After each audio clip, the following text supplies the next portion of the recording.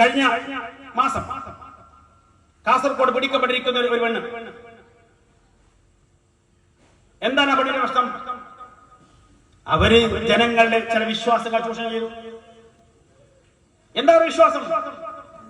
ഈ ജിന്നുവർഗവുമായി കമ്മ്യൂണിക്കേഷൻ നടത്താൻ പറ്റുന്ന ആരൊക്കെയോ സമൂഹത്തിലുണ്ട്.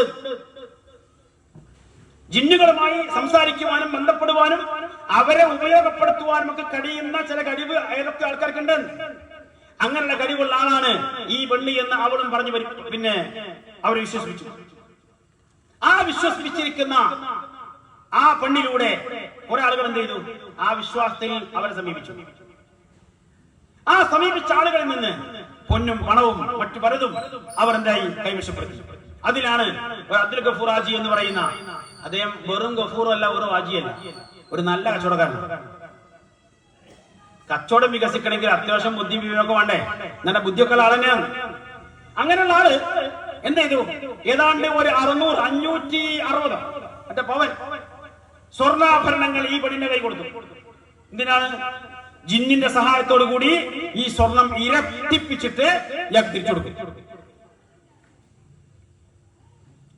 ജിന്നിന്റെ സഹായത്തോടു കൂടി ജിന്നോടുള്ള കമ്മ്യൂണിക്കേഷനിലൂടെ ഈ പൊന്ന് ഈ സ്വർണം ഇരട്ടിപ്പിച്ചു കൊടുക്കും എന്നീ പെണ്ണ് ഇദ്ദേഹത്തെ വിശ്വസിപ്പിച്ചു. അതിന്റെ അടിസ്ഥാനത്തിൽ പലതവണയായി ആ സ്വർണം കൊടുത്തു. അവസാനം എന്തായി?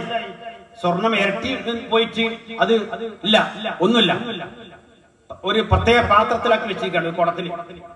എന്നിട്ട് നിർദ്ദേശം തരും, ആ കുടം ഞാൻ പറയാതെ തുറന്നു നോക്കരുത്. തുറന്നു നോക്കി എന്താ സംഭവിക്കുക? ഞാൻ പറയാതെ തുറന്നാൽ ആ സ്വർണം കംപ്ലീറ്റ് മണ്ണായിട്ട് മാറിയിട്ടുണ്ടാവും. അവ എപ്പോ തുറന്നാലും മണ്ണ് മാത്രമേ കാണുള്ളൂ. അത് കുറെ കഴിഞ്ഞ് മുന്നോട്ട് പോയപ്പോൾ അവർക്ക് എന്തൊരു സംശയം. അപ്പൊ ആ സംശയം ചോദിക്കാനാ വന്നത്. അപ്പൊ അവർ പറഞ്ഞു എന്ത്? അതിന് പ്രത്യേക ഒരു പൂജ കൂടി ചെയ്യാനുണ്ട്, ഇത് കുറച്ചുകൂടി ഉഷാറാവാൻ റെഡിയാവാൻ. ആ പൂജന്റെ ഭാഗമായി ഈ മനുഷ്യന്റെ കണ്ണ് കെട്ടിയിട്ട് ഇവളും ഇവളുടെ ഭർത്താവും കൂടി ഇദ്ദേഹത്തിന്റെ തല ചുമരിൽ അടിക്കുകയാണ്. അപ്പോഴത്തെ ചോദിക്കുന്നത് നിങ്ങൾ എന്താ ചെയ്യുന്നത്? അപ്പൊ എന്താ? ഇതൊരു പൂജയാണ്, പൂജന്റെ ഭാഗമാണ്. ആ മനുഷ്യനെ അപ്പോൾ പോലും ആലോചിക്കാൻ പറ്റിയില്ല. ആ മനുഷ്യന്റെ ജീവൻ നഷ്ടപ്പെട്ടു. 1.5 കൊല്ലം കഴിഞ്ഞിട്ടാ പ്രതി പിടിക്കപ്പെടുന്നത്. ഞാൻ സൂചിപ്പിച്ചത് ഇവിടെ എന്താ സംഭവിച്ചത്? ഒരു മനുഷ്യന്റെ സമ്പത്തും അദ്ദേഹത്തിന്റെ സ്വർണവും അദ്ദേഹത്തിന്റെ ജീവിതം തന്നെ ഹോമിക് ഹോട്ടൽ എവിടെയാ? ഈ അന്ധവിശ്വാസങ്ങളുടെ പിന്നിലാ. എന്താ അന്ധവിശ്വാസം? ചില മനുഷ്യർക്ക് ജിന്നുകളുമായി കമ്മ്യൂണിക്കേഷൻ നടത്താൻ കഴിയും, അവർ ഉപയോഗപ്പെടുത്തിക്കൊണ്ട് പല കാര്യങ്ങളും ചെയ്യാൻ കഴിയും എന്നൊരു വിശ്വാസം സമൂഹത്തിലുണ്ട്. ആരുണ്ടാക്കിയതാണെങ്കിലും.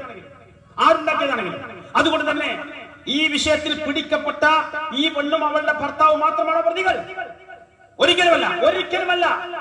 ആ വിശ്വാസം സമൂഹത്തിൽ വേരുറപ്പിക്കുവാൻ വേണ്ടി പണിയെടുക്കുന്ന ആരൊക്കെയുണ്ടോ? ഏതു തരം പണ്ഡിതന്മാരാവട്ടെ, ഏത് സമൂഹമാവട്ടെ, അവരൊക്കെയും ഇതിലെ കൂട്ടുപ്രതികളാണ്. ഇവരെ മുഴുവനും ഒരുമിച്ച് തുറുങ്കിൽ അടച്ചാൽ പോലും പരിഹരിക്കാത്ത പ്രശ്നങ്ങൾ ആ സമൂഹത്തിലുള്ളത്. അതൊന്നും തീർന്നില്ല.